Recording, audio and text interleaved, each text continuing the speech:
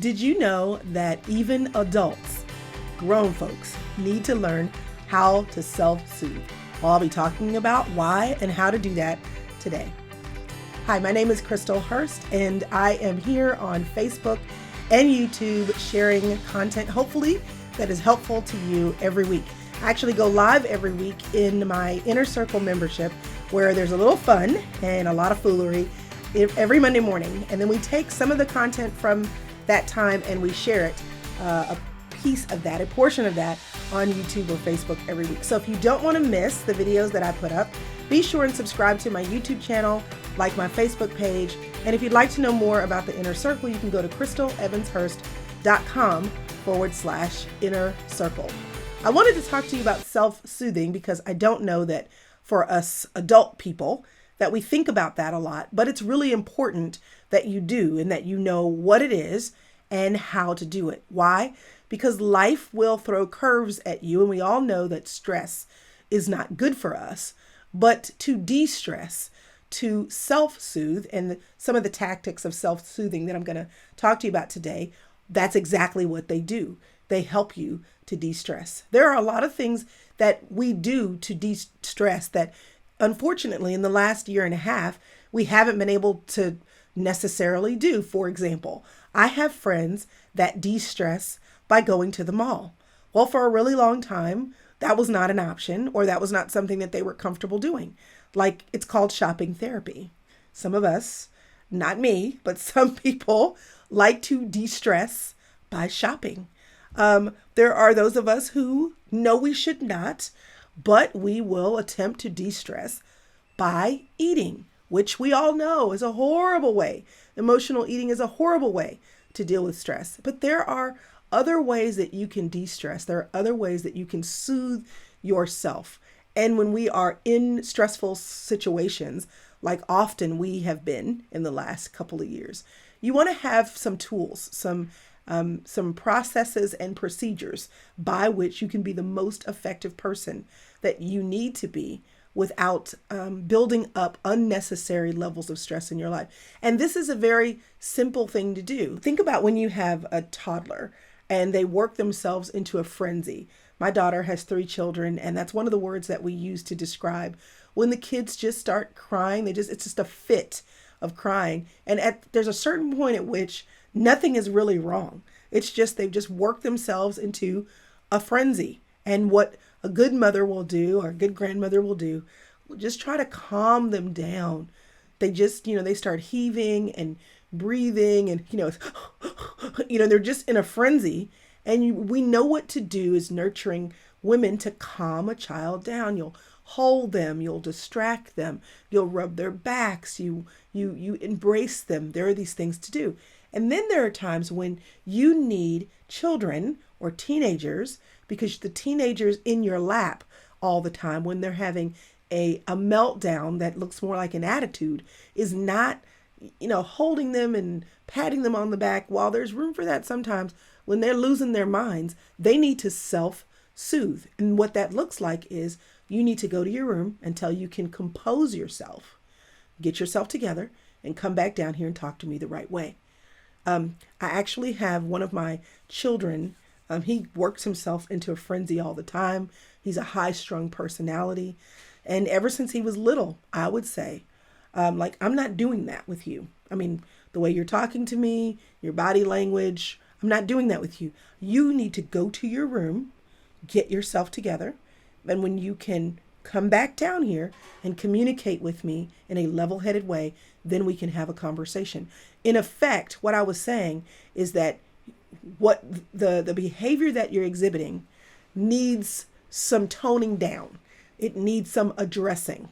And I need you to go and address it. I need you to lay down. I need you to breathe deeply. I need you to think about what you're going to say, and then you can re-engage. Okay. As adults, there are times when we do need external soothing. We do need to let the tears roll, and we need to call a friend, and we need to get it all out unscripted. We need to get on our face. We need to pray. We need to, ask God to help. There are times when the frenzy is allowed And the frenzy needs to happen so that you can just empty yourself of all the craziness. And you need to feel God's loving arms around you, soothing you. You need to feel your mom or your sister or a really good friend saying, girl, it's going to be okay. Like, don't worry about it. It's going to be okay. Or just somebody there to listen. Then there are times when you working yourself into a frenzy is an inappropriate behavior.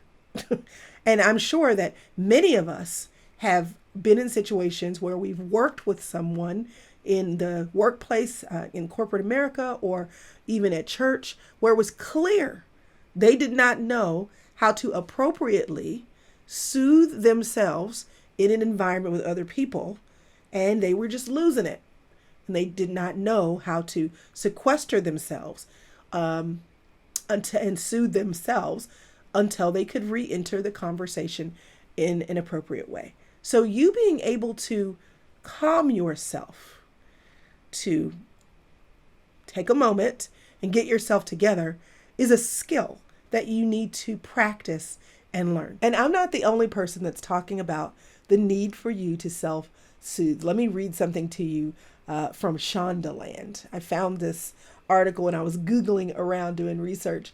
She says, on top of saddling us with excruciating levels of stress and anxiety, the pandemic has derailed many of the pastimes that help us to decompress and recharge. Either we don't have access to them anymore, or the experiences that we have access to are so restricted, they're no longer something that we look forward to. A Maryland-based licensed psychologist said, typically people have relied on changing their environment to self-soothe, like going to a restaurant or hitting the road. And that type of change, an external change, can give you a psychological reset because you physically and from your brain space, you are literally changing the environment and giving yourself an opportunity to just get a fresh experience. But when we have been, as we've been the last year and a half, we've been confined to our homes with a steady stream of social isolation and methods of coping that are primarily sedentary, binge watching TV, scrolling on social media. People that are day drinkers have had all day at home to drink. I mean, it's a whole situation. It's changed. And so we've had to refigure out, and I believe that everything is figure outable, but we've had to figure out how to be okay in a set of circumstances that's not changing. So if you have not figured this out yet, and as we are, hearing everywhere now that, okay, we've got second waves of COVID and, the Delta variant. And I mean, we were like, we're almost done. And then here come the waves again with all of the different concerns. And the world is the same, but different. Kids are going back to school, and teachers are going back into the classroom. And so all of these things that even in our new normal, the normal is yet changing again. That brings more stress. So I want you to have tools that will help you, very simple tools that will help you to find you in the chaos and to kind of get yourself together on the inside, regardless of what's happening on the outside. So these are really simple tools, but they're tools to remember to do in the chaos of life when you might not be thinking about doing them. Okay? And they don't take long. So here are some ideas for self-soothing. Number one, stretch. I actually had a podiatrist, as a matter of fact, tell me one time I had some tightness in a calf because of a problem I was having in my foot. And he gave me these stretches. Now he said, if you're like most of my patients, I'm going to give you these stretches and you're not going to do them because you just are not going to think that they're really that important. He said, listen, of course we know that eating a healthy diet is important and we know that movement is important. He said, but more important than either one of those is stretching. And I said, really? That sounds a little extreme. He said, it's because if you don't have a limber body, you will move less. You will move less. And if you move less, you will have less of an appetite because you're not burning as many calories. You won't have a need for energy. And so it's this trickle effect. He said, and that's why as people get older and they get more stiff, with that stiffness, there's limitations and all these different things. He said stretching and keeping yourself limber is one of the most important things you can ever do. Stretching doesn't take long. I have a friend who would get up every morning and she would do what she would call good mornings. She would put her hands on her hips. She would bend over at her hip, twist her body to the right, twist her body to the left. Now, I bet you, even as you're watching this video, if you do that, just right then, or even if you pause this, if you're watching the replay and do that, you're going to actually feel something. It's just like life goes like this. The life in your body. That's the only way I can think of to describe it. Something awakens in you physically when you stretch. And that one little thing, my grandfather used to get up every morning. He was almost in his 90s, and he would get up every morning and had this set of stretches and exercises that he would do in the morning. So I want to encourage you, bend over and touch your toes. Like raise your hands above your head, like at the end of an aerobics class, and you'd have to, take a deep breath in and take a deep breath out. And yes, believe it or not, I used to teach step aerobics. But the little thing of stretching actually centers you. It literally releases hormones into your body. And I don't know if physically what the feeling that I'm describing is a feeling of the hormones. I can't tell you that. What I can tell you is you will feel something. And what I can tell you is you will release good hormones into your body that wake your brain up and that make you feel better. So super simple, 5 minutes, but stretch. The second thing is, y'all, take a shower. Like just pause and go take a shower. If you have a routine of taking a shower before you go to bed, and I know that earlier on our live, that's a little bit of our foolery, was how to kind of set yourself up for success in the evening. We were talking about the importance of routines. Well, if your routine is to take a shower before you go to bed, but you've had a stressful day, flip the script. Like come home, put your stuff up, tell your kids to eat cereal for dinner. They will not die. Don't do it every day, but every now and then they'll be all right. And go take your shower. Like just go put your stuff down, put your purse down, come in the door, tell everybody to fend for themselves, make peanut butter and jelly. You go straight to the bathroom, take a shower. Just allow yourself to be soothed. Turn on music that you like, set an environment, put a candle back there, do it. Find things to look at with your eyes that are peaceful. So if you have not taken pride in your surroundings in your office at work, your surroundings at home. And y'all, if you've been watching me or listening to me for any length of time, you know that me and clothes and getting dressed is just not how I want to spend my life. And I also don't want to spend my life decorating either. It's the same stress level, to be honest. However, what I've found is that, in fact, I was talking to a friend of mine recently who is a very eclectic designer. And I was just like, it's just so interesting, all the different things that you put together. And she said, I just find stuff I love and just buy a lot of that. She said, I don't really pay that much attention to whether or not it brings together a cohesive feeling. She's like, I'm not a designer. I can't do that. What I do know is that I love being around things that I love. And you need to give yourself permission to put things in your sphere of sight, your line of sight that you love, that are soothing you. Right now, I've got a painting on the wall with colors that I love that actually soothes me. I love words. And so buying artwork that has great quotes that are positive and encouraging and putting them around, even if it's just magnets with great words on your refrigerator. Are you intentional about putting colors, signs, words, thoughts, visual images that make you want to smile? So that is another way to always be in an environment of self-soothing. I had a coworker one time. I walked into her office and I was like, oh my gosh, it felt like I was in her bedroom. She had the fluorescent lights off. She had a lamp in the corner, so the lighting was very soft. Her office was very homey. She had a rug, and it was just like and I said, girl, you just have made this like, your house. And she said, I got to spend most of my days here, so why would I not make it somewhere that I want to be, just like I've done the same in my home? Okay, good point. But I literally crossing from the hallway with other people into the space of her abode, I felt a shift in me. It was calming and it was peaceful to enter her space. What do you like looking at that brings you joy? And in little, small, tangible ways, put it around. You can buy a cheap picture frame and print a quote or a scripture off of the computer to fit the frame and stick that in there and put that on your desk so you can see it. We're not talking about, spending $1 million. We're talking about intentionality and your senses. A lot of the things that you can do to self-soothe involve your senses. Here's another one.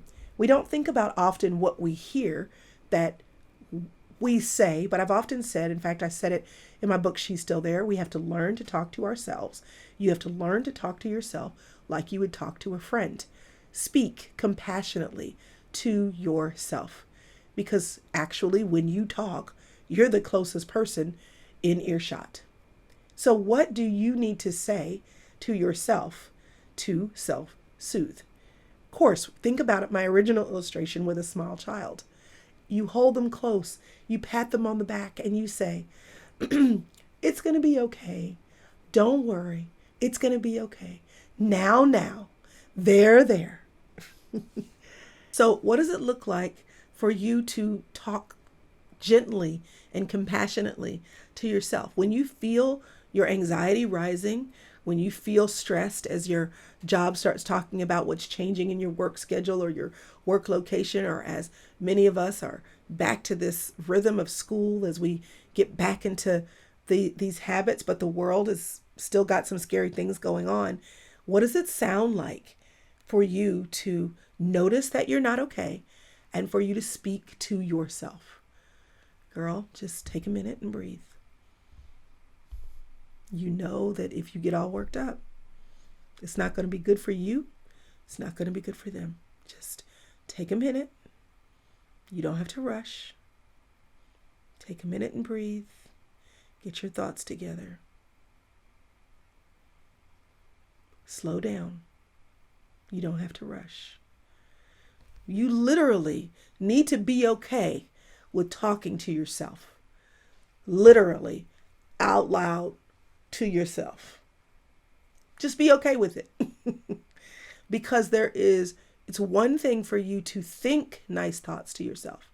It's another thing for your ears to hear the girl in you telling you, just breathe. So speak compassionately to yourself. Okay, so there is this concept called grounding. Now, I have heard of this before, but I actually just realized that it's something that I do when I write. So I was describing to a friend of mine how in order for me to get into the zone when I write, I have to kind of shut everything else down. And there's a list of a very few things that I do that help me to focus. I need a certain kind of music. I need to be in a certain kind of place, and I need to feel a certain kind of way. I have a favorite sweater that I use to write in, and I need to be in a place where it's not totally quiet, but the noises are indescript. So a coffee shop where nobody's talking to me, but people are talking to each other would be an example of that, or a library. But being around people and then cocooning in there by having music that I can hear. And I have playlists on Spotify or playlists on YouTube that I will listen to or enjoy. But there's no words. It's no rhythm. I don't want to get up and dance. It just provides an environment that allows me to get into my own head to the words that need to come out on paper. And I was describing this to a friend of mine who's a fellow author. She's also a psychologist. And she said, what you're describing is grounding. I said, what? She said, that's grounding. It's knowing where you need to put your feet in order to be most connected to you. Now, there are lots of different types of grounding. I obviously ground myself in order to do what I think is my best writing. But grounding can look like a lot of things for even your family. So in my family, when our schedules are all going crazy, and I'm just like, we got to look each other in the eye. Grounding looks like, y'all, this day on the calendar, don't anybody schedule work. Don't anybody have anything else to do. We need a family dinner.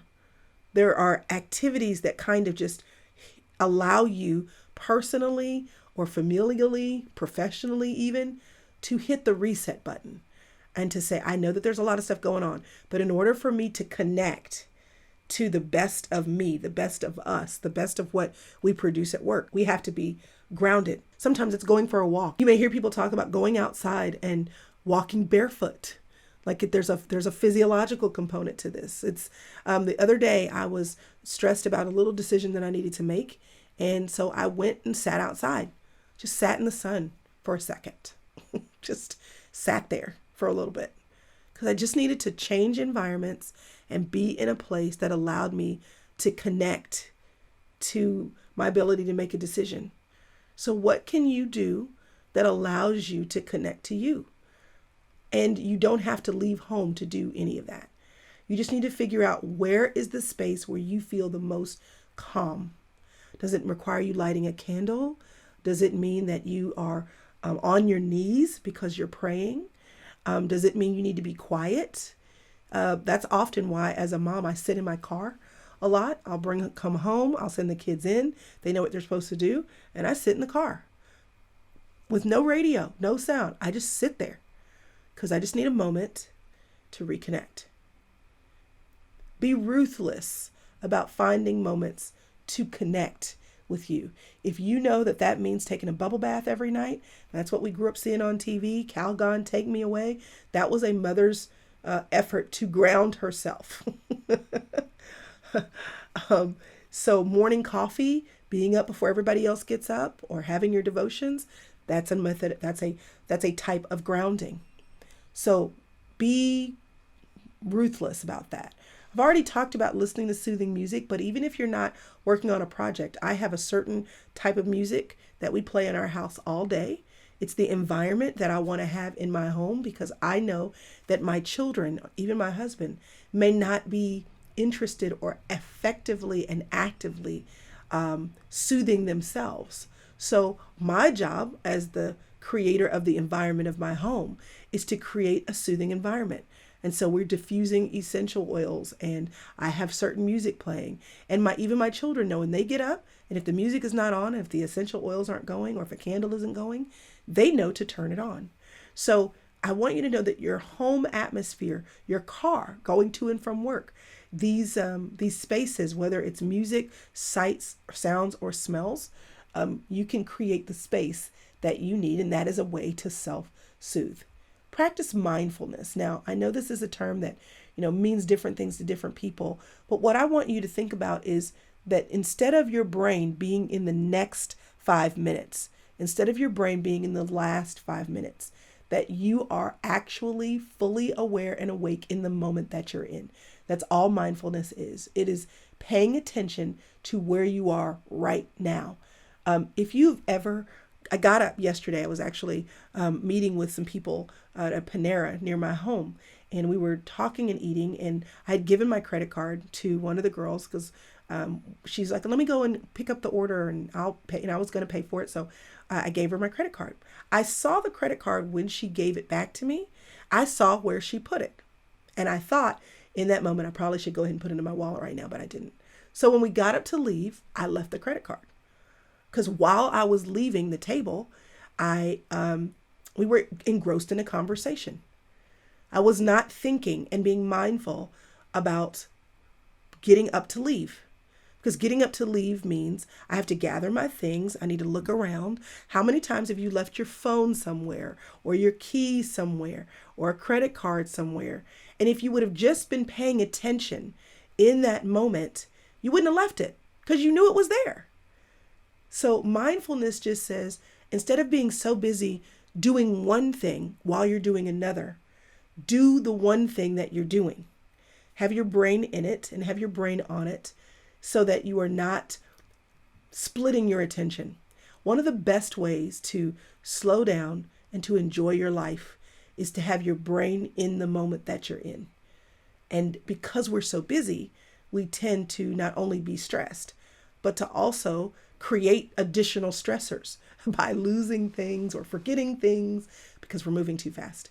So mindfulness is not about sitting like a pretzel and, hum, della, hum, della, hum. It's not that. It's just focusing on what you're doing right now. I cannot tell you how much peace there is literally in standing and doing dishes. If you have a house that has a window above your sink, if you will stand there and do dishes, like that's it. Like not talk on the phone, like, not be busy doing other things. Just stand there and look out your window and just spend a moment as you acknowledge with gratitude the plates that you're washing, because that means you ate. Noticing the water on your hands, noticing the clean sink when you're done, looking out the window, noticing the cars that are passing by. If you've never actually attempted to be mindful in simple things, you are missing out. Like, let me give you an example. When I fold clothes, now there's nothing wrong with folding clothes and watching TV, but occasionally I'll just be folding clothes. And what will happen is I'll fold an old towel, and because I'm paying attention to the thing that I'm doing right there, I'll fold an old towel and think back to 4 living arrangements ago, before I was married, in that, in what is now an old towel, when that towel was new. And thinking back to that old apartment that I would live in when I was a single parent, and how I was so proud of my apartment, and how I was adding, the sheets and the towels, and, decorating my little apartment. And now, what is a really basic thing, folding the towels, has become a trip down memory lane and an opportunity for gratitude.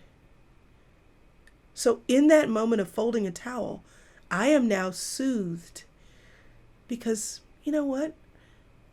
I'm in the middle of what is still a good life. And this old towel has been with me through 4 places. And I bought this towel with my own money, and I was so excited when I got this Egyptian cotton towel. And here it is, still serving me and my family. Do you see how just being aware of the towel that you're folding and letting your mind relax, being mindful in that moment, how it sets you up for room to breathe? So don't miss simple opportunities to have your thoughts serve you well in any given moment. Another way to self-soothe is to move your body. Like literally just get outside. You don't have to walk for 5 miles. If you just walk for 15 minutes, there are things that start coursing through your veins, hormones that start pumping through your body, that actually do a lot to calm you down. I literally tell my teenage boys one of the things that they have to do when they're getting cranky, and it's physiologically true. I'm like, oh, I know what's wrong with you. You need to go move. Bye-bye. Go run for a mile. Set the timer, run for 20 minutes. I'll see you when you get back. And I'm tracking you. So if you're not running, if you don't actually go anywhere, I know. They come back. And the tension is simply lower. Okay? So I want you to realize that the opportunity that you have to soothe yourself is, not only is it important, but that it's easy. It's easy. I want to give you one more that it doesn't really sound exciting, but it really, really does actually help. It's okay to let yourself feel bad.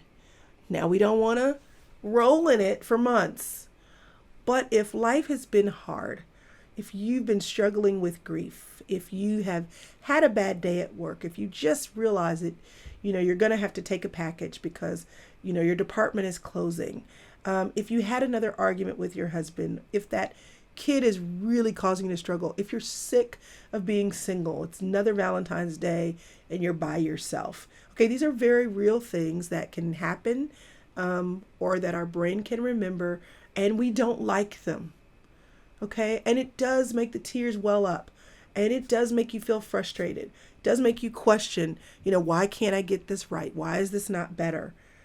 It's all right to laze around for a minute. It's all right to put on your robe, put on your fuzzy socks, order in, watch a chick flick, let the tears fall, and just sit in it for a second.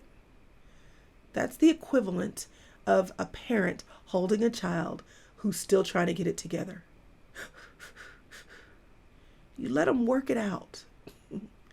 Don't feel bad about a part of your soothing process being giving yourself the room to just experience the emotion. At the end of the day, sometimes a part of your self-soothing is just giving yourself the room and the time to feel the thing, to get through the thing, and then to be kind enough to give yourself grace to move out of it slowly. So I hope this has given you some practical ideas for what you can do to soothe yourself. Know that with the stress that we're under, with the life that we've been experiencing, there have been days for me, and I know there have been days for you, where your stress level or anxiety level is higher than you want it to be. And you simply need to just, figure out how to feel better. But you have the power to do things, small things, that will help you feel better. And if you will give yourself the space and the grace to do it, it actually empowers you to be the person who is the most in tune with you, which is an awesome gift to give yourself since you are with you the whole time. So, know how to self-soothe. Notice when you need that. Give yourself the grace to do it. Don't apologize for it. And know that it's a skill that helps you live well. If you do not take the opportunities needed to self-soothe, here's what will happen. You will be stressed nonstop all the time. You will be waiting on other people to give you what you can actually very well give yourself. And then you will not give yourself the space, the grace, the time, and the opportunity to reinforce you with what you need to actually be good. And I want you to be good. I don't want you to just live. I don't want you to just check off your to-dos. I don't want you to just check off the boxes of the things that are action items for your life. I want you not just to do, but to be. And in order to be good when life isn't good, you have to know how to soothe yourself. There are tons of ideas online, like my friend Allie Worthington says, with God and Google, we can do anything. So if you need other ideas, take to Googling for sure. There were tons of ideas that I had, and I just selected a few that I thought that were important. Let me tell you this story. My daughter used to suck her thumb. I'm convinced, my oldest child, that when she was in utero, that I could feel her sucking her thumb. She came out on day one, and she knew where her thumb was, and she was a thumb sucker for a very, very long time. And then I found out that, of course, thumb sucking is a form of self-soothing. We give our babies pacifiers, and we do this because the sucking reflex is something that babies have, and when we give them a pacifier in their mouth, or when they put their thumb in their mouth, it's a way for them to soothe themselves. My daughter would rub her ear or rub a blanket, and she would stick her thumb in her mouth. And I didn't actually fight that. She never wore braces. Her teeth are straight. I'm very grateful. It's amazing. But I remember she was such a pleasant, happy child. Everybody was like, get that thumb out of her mouth. She's gonna mess up her teeth. She's gonna do this. She's gonna do that. And she was such a pleasant and happy child. When I look back on it, I just was thinking it's because a lot of the stuff that she probably would have wigged out about when it upset her, or when she was afraid, or when she wanted to feel comforted, she just would stick her own thumb in her mouth and rub her own ear or rub her blanket, and she would be fine. Now, while everybody else wanted her to take her thumb out of her mouth, I looked at her and said, I like it that you know how to be fine. There may be people in your life that look at what you need to do to soothe yourself and think, why are you doing that? My family says even to me now, why do we have to listen to this music all the time? Because y'all need me to be good. That's why. Don't let anybody talk you down from what works for you for soothing yourself. Because at the end of the day, you will be so pleasant and so good to be around because you know how to take care of you. So, hope that's helpful.